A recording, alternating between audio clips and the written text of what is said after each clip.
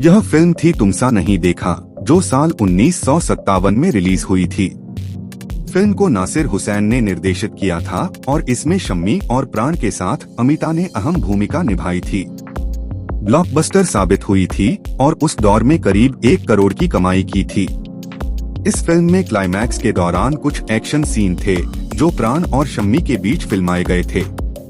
In action scene के लिए long shot के लिए बॉडी डबल का प्रयोग किया गया था। वहीं क्लोजअप सीन के लिए शम्मी और प्राण को प्रैक्टिस करने के लिए कहा गया था।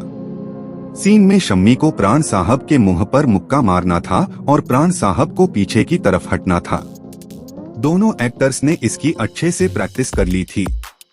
जब सीन शूट होने लगा तो 2 बार तो प्राण साहब पीछे की तरफ हट गए, पर तीसरी बार वे अपना मुंह आगे की तरफ ले आए और इस बार शम्मी का मुक्का सीधे उनकी नाक पर पड़ गया।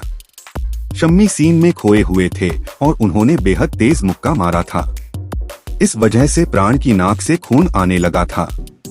यह देख पूरे सेट पर हलचल मच गई और निर्देशक नासिर प्राण साहब की ओर दौड़े। ये सब देखकर शम्मी काफी घबरा गए क्योंकि उन्होंने अपने सीनियर एक्टर को जख्मी कर दिया था।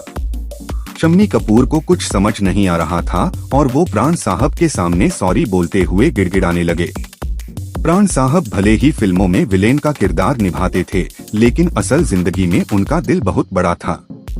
प्राण साहब ने कहा, तुम सॉरी क्यों बोल रहे हो, गलती तो मेरी थी।